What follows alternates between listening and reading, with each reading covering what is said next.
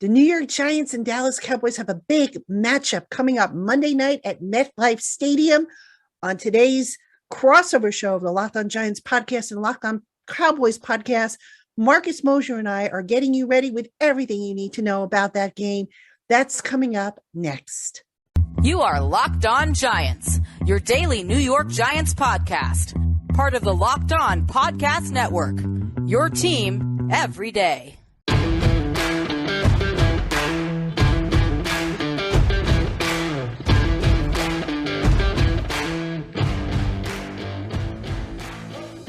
Today's episode is presented by Prize Picks. Prize Pick is daily fantasy made easy. Pick 2 to 5 players, and if they score more or less than their Prize Pick projection, you can win up to 10 times your money on your entry. First-time users can receive a 100% instant deposit match up to $100 with promo code Locked On. That is prizepicks.com, promo code Locked On.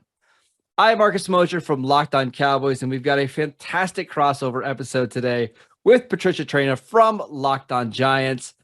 Patricia, welcome. Thank you for being here. 2-0 Giants. This is weird. I gotta say, I don't know if I can ever remember the Giants starting off 2-0. This is strange. You'd have to go back to 2016, and the Giants are trying to get to 3-0 for the first time since, wait for it. Are you ready? I'm ready. 2009, when they started 5-0. So it has been a long, long time. And, Monday Night Football at MetLife Stadium, Ring of Honor inductions. It's going to be a whiteout. The Giants are planning a whiteout because they're going to wear their all-white uniforms. They are pumped. As they should be. It's a fun team for the first time in forever. We were actually talking about that pre-show. Like, this is the first time in several years Giants fans can be really excited. So, Patricia, let's go ahead and start with this. What's the biggest storyline for the Giants going into this game, other than the potential of them maybe starting off 3-0? Yeah, I mean, basically, it's this team for real. What's been the secret of their success? Nobody gave the Giants much of a chance this year. They figured, okay, bad salary cap situation. The Giants, weren't able to do much in free agency the way they wanted to. The draft was pretty solid, new coaching staff, a lot of question marks. Is Daniel Jones the guy? Is Saquon going to be Saquon again? Well, so far, all those questions are being answered and in a way that everybody is happy with, as evidenced by the 2-0 start. Now, has the team been perfect? No. They've got to learn to start faster. The Giants are currently being outscored in the first half of the game by their opponents, so they have to work on that, obviously, and improve that. The games have been close. The Giants have scored, I think it's 21 and 19 points in their 2 victories. So you're still not at that 25-point threshold that you'd like to see the playoff teams get to. But overall, the Giants have learned how not to lose. They're learning how not to lose and how to win. They have a big test with their first division game of the year against the Cowboys. The Cowboys, even without Dak Prescott, still a very, very dangerous opponent. And Giants just don't do well on Monday Night Football for whatever the reason. They don't have a winning record. So going to be interesting to see if the Cowboys come in. They're riding high, having won last week, but the Giants are riding high as well. And who's going to be the last man standing, so to speak? I should ask you really quickly about Saquon Barkley, because through 2 games, he looks phenomenal. Like shades of the 2018 Saquon Barkley. How does he look to you? Yeah, he definitely looks like the Saquon of old. He's been talking all spring how he was able to train the way he wants, how he felt good, how he thinks he's going to be, himself again. And it got to the point where, at times some of us were saying, all right, enough with the chirping, just show us. Mm-hmm. Well, he showed us. Against the Titans, he ran for 164 yards. Now, the Panthers did a little bit better of job shutting him down, but still there were some runs and some plays that Barkley made, particularly in space, that just made you go, wow. So he has definitely looked like he is on the comeback trail. He's in a contract year. He wants to be a Giant for life. Is that going to happen? We'll have to see, but so far, so good with him. Yeah, he's looked incredible so far. For the Dallas side of things, it's how long can they continue to tread water with Cooper Rush at quarterback? They've got a big win over the Bengals last week. I don't think anybody was predicting the Cowboys to do that. Now you play a team in the Giants that the Cowboys have historically played well against, they've had a lot of success against Daniel Jones. Can they get a road win in primetime against a team that starting to feel pretty confident? The Cowboys feel great about their defense. I don't think there's any questions about their defense in this game. It's just, can the offense find a way to score 17, 20, 23 points?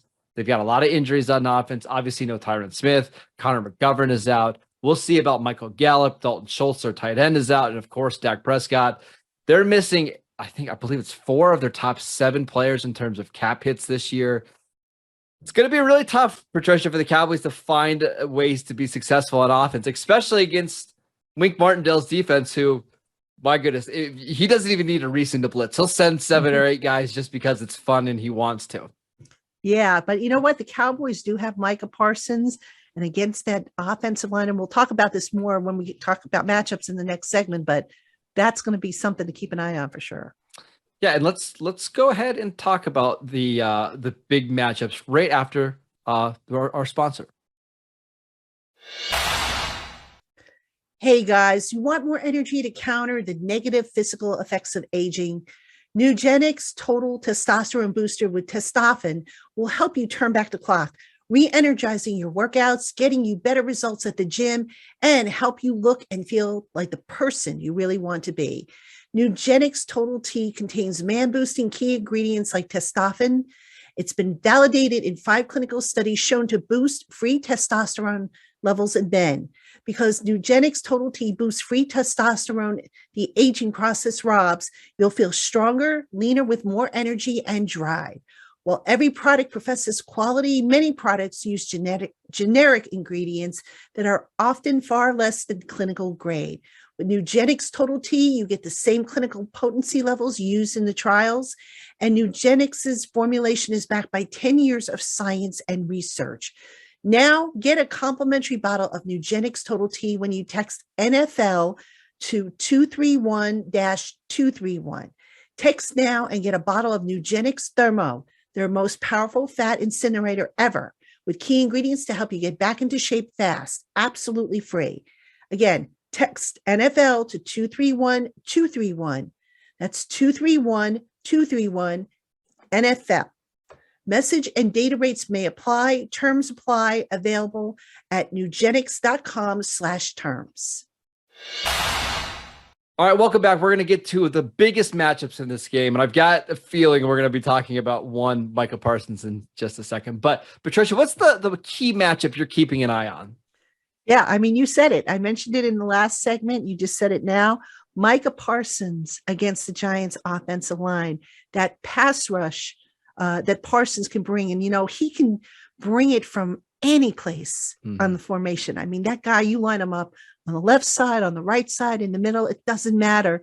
That guy can penetrate and give you headaches. And against a Giants offensive line whose pass pro has not exactly been sharp the first 2 weeks of the season, I'm a little bit concerned about that. I'm concerned about the matchups. I don't know where defensive coordinator Dan Quinn is planning to play Parsons the most on Monday night, but if I were him, I would maybe look at, right tackle Evan Neal, because Neal, he's still a rookie and, going to be a good one day, but still a rookie, still kind of learning and getting his feet wet. Or I might even try and some stunts or twists and send them up inside the interior of that offensive line, which has been shaky. So that matchup really, really scares me. Now, the other matchup that I'll mention is going to be the Dallas receivers, particularly CeeDee Lamb, against the Giants cornerbacks. Now, I don't think the Giants are going to have the cornerbacks travel. In the past, Adoree Jackson has traveled with the top receiver on the opponents. I think the Giants are going to play it straight up. But, Aaron Robinson is probably not going to play Monday night. He's still probably another week away. Last week they had, they put the rookie Cordell Flott in there, and he had some struggles. He had some good moments, but he had some struggles. So I'm a little concerned about that cornerback spot. And I would not be surprised if Kellen Moore tries to match up CeeDee Lamb against a weak link in that defensive secondary, which is going to be that second cornerback spot. Yeah, I'm glad that you mentioned Cordell Flott, because I think what the Cowboys are going to do with Cooper Rush at quarterback, they're not going to throw the ball down the field. So you don't have to worry about them gashing the Giants for 60-yard bombs down the field. Now, what they will try to do is see how your corners tackle in space. So they might try to get CeeDee Lamb on some under routes and see if you can get him one-on-one situations with the rookie from LSU, just to see, hey, how much does he want to tackle somebody like CeeDee Lamb? Or they might be using some Noah Brown in some of that same kind of role. So that's where I'm really curious to see how Dallas does, because their offense is going to be a lot of dink and dunk, but they're going to force you to tackle. And then back to Micah Parsons, just really quickly. Dan Quinn, he's been really good with Micah Parsons in the sense that he doesn't allow teams to get a read as to where Parsons is going to play. In week 1, Parsons was lining up over the left tackle. In week 2, they thought they had a good matchup with Lyle Collins on the right side. And as soon as the Bengals started to bring a tight end or a running back to that side, they flipped him to the other side and he beats Jonah Williams, the left tackle. The Bengals were able to then move a running back over there. It's just like a chess game, Patricia, right? Mm-hmm. So what did the Cowboys do then? They widen out their defense and they have Parsons coming straight downhill against the center in pass pro, and he's able to make plays that way. I wouldn't be surprised in this game if Dan Quinn looks to get Parsons matched up with the guards, because I think that's, I mean, please correct me if I'm wrong, that's probably the weakest part of this offensive line. Yeah. And in terms of pass pro, yes. So I wouldn't be surprised if you see a lot of like DeMarcus Lawrence and Dante Fowler as the traditional defensive ends.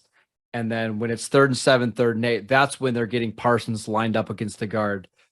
That's the best way that the Cowboys can create pressure.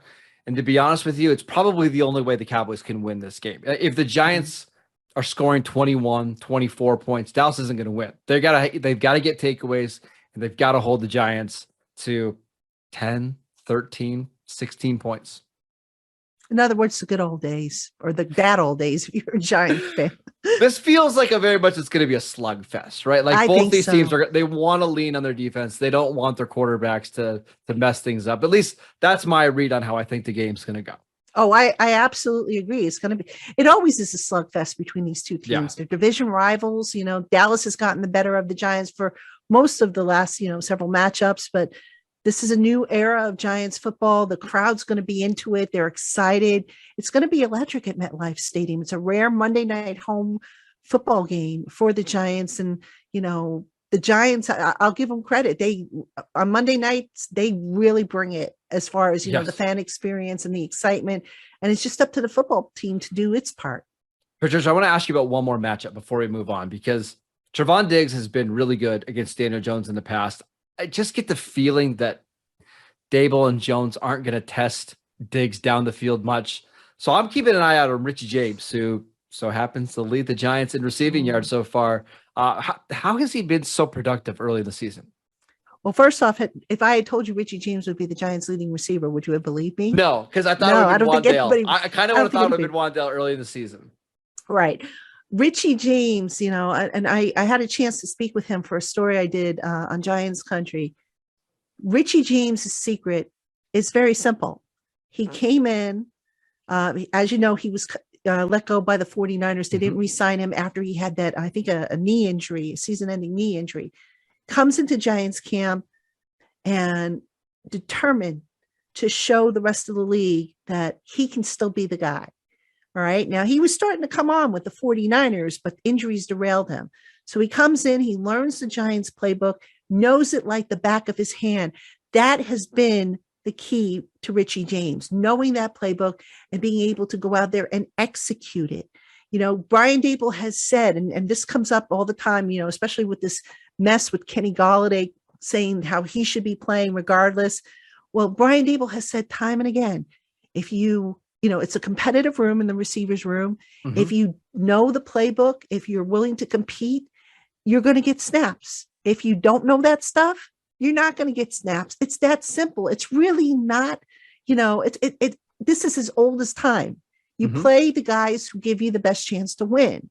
And Dable doesn't care that, Richie James is on a 1-year contract, as an unrestricted free agent, whereas Kenny Galladay's making what, 13 million in base You just salary. play the better player. He You're does. just playing the better doesn't player. care. Right. You play the better player, the guy who's hungrier, the guy who's going to go out there and give you the best chance to win. And right now, they feel Richie James is a guy who can give them a chance to win. And he has. If you think about it, he has.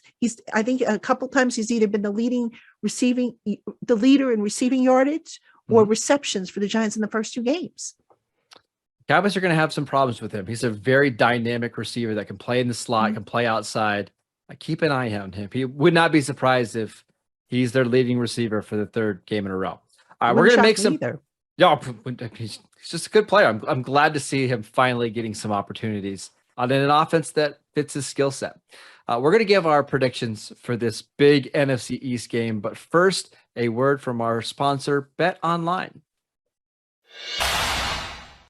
Giant fans, BetOnline is the only place that offers the best information on the latest odds, contests, and player props for all your sports betting needs. No matter what sport you're into, BetOnline has you covered. Plus, they offer everything you need to know for live betting and your favorite Vegas casino games.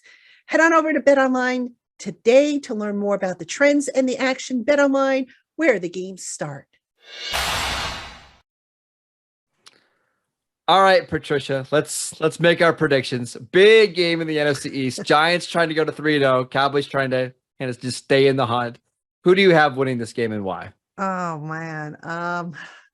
My heart says the Giants, but Dallas, man, and Monday night, like you said, Dallas and Monday Night Football, just not a good combination in that pass for the Giants. But that being said, the Giants are on a roll. I think they'll be ready. I think it will be a slugfest, as we talked about. I think it'll be a low-scoring game. I'm going to say 24-19. So the only offense in the league that's really been worse than the Giants in terms of scoring points are the Dallas Cowboys. They scored 2 touchdowns last week, and it felt like a miracle. Both of these offenses are bad. So the only way that these teams score consistently would be like off turnovers and short fields. Like I have a hard time believing that either offense is going to have like multiple 75-yard touchdown drives. Like they're just not there yet, and they don't have the quarterbacks. And frankly, they probably don't have the offensive lines either. So I'm thinking like a 20-17 type of game. I will pick the Giants though, because at some point, Cooper Rush has to turn into a pumpkin, right? Like this miracle thing of him winning every game he starts, it can't happen forever. This is a tough spot against a defense where I think Wink Martindale is just going to blitz the crap out of him. And like, that's something that like young, inexperienced quarterbacks don't do particularly well with, especially the Cowboys who have a very young offensive line. Wouldn't be surprised if he has a couple turnovers. He should have had about 5 last week that the Bengals dropped. So I'm taking the Giants. Cover your ears, Cowboys fans. Giants 17-14 in a close game. Is that fair? This is now going on. This is recorded permanently now. Well, to be fair, I think I picked the Giants every single time that we've done a crossover. So I think I don't know if I've ever picked the Cowboys. Well, still, I think you picked the Cowboys to win the NFC East. If I'm not mistaken. That's different. Yeah, but anyway. All right, let's recap this game. What we think, big matchups in this one. Patricia, you're keeping an eye on Micah Parsons against that offensive line, right? For me, I'm kind of keeping an eye on to see what the Cowboys do against the Giants defensive backs. You mentioned the injuries. Dory Jackson is going to be there, but he doesn't really play. He's not going to follow CeeDee Lamb.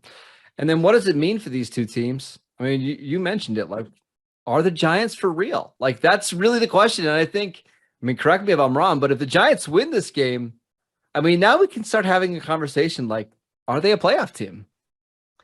Yeah. Look, at the start of the year, I don't think anybody gave the Giants a chance to win more than maybe 4 or 5 games. I had them as 8-9. So they're about a quarter of the way there. But yeah, still a lot of question marks for the Giants. And hey, by the way, we talked about injuries, but Leonard Williams will probably not play for the Giants. He's got that sprained MCL, but the Giants could be getting back one, if not both, of their young pass rushers, Kayvon Thibodeau and Azeez Ojulari. So that's going to make for an interesting dynamic if those guys come back. But yes, The Giants, everybody else might not be giving them a chance to do much, to make playoffs and stuff like that. They're giving themselves a chance. They've been doing everything right. They've been competing. They've been practicing well. It's been transferring from the practice field to the playing field. And so far, so good. Now, will the bottom drop out for the Giants at some point? It might not. And if it does, how are they going to respond? Well, Monday night is going to be a really good test for them, because historically they don't do well on Monday night. They don't do well under the lights, period. And the Cowboys, as banged up as they are, for whatever problems they have, they're still a pretty darn good team, who, by the way, is they're in the same systems for multiple years, whereas the Giants are still in the new systems that they're learning this year. Just as a football fan, I do hope Kayvon Thibodeau plays, because I think him against Tyler Smith, the Cowboys' first round left tackle, who actually started camp out as a guard, I think that'd be a fun matchup, right? Kind of get an idea of where Thibodeau's at. We know Tyler Smith has played pretty well for the first couple of weeks. I think that would be a lot of fun. Keep your eye on that matchup should Thibodeau play. And then we think this is going to be a close game. Patricia, I would be shocked if either team wins by double digits in this one. It doesn't feel like that kind of game at all, unless there's just a bunch of turnovers, right? Yeah. It feels low scoring. Yeah, I think it's going to be a defensive matchup. I mean, Wink Martindale versus Dan Quinn, if you think about it. I mean, Dan Quinn is so creative in his own right. I don't think he gets enough credit around the league for the things he does with that defense. Wink Martindale, he's already gone on record. We are going to bully. We are going to dictate to you what we want you to do. And so far, he's been, walking the walk. It's going to be fun. If you like good old school defensive matchups, lots of running, lots of ball control, should be a fun game. It's probably going to be over by about 10:15 Eastern time, which is great for us East Coasters. We're going to enjoy that, but maybe not the most exciting Monday Night Football game ever. That is it for today's show. Thank you for tuning in. We want to thank you for making Locked On Cowboys and Locked On Giants your first listen every day. Now make your second listen to Peacock and Williamson NFL show. Brian Peacock and former NFL scout Matt Williamson give you the expert NFL analysis in less than 30 minutes. It's free and available wherever you get your podcasts, all the same places you would download the Locked On Giants or the Locked On Cowboys podcast. Check out our shows over on YouTube as well. You should follow Patricia on Twitter at Patricia_Traina, an absolutely fantastic follow. I'm at Marcus_Mosher. Patricia, enjoy the game. I can't wait to talk to you later in the season.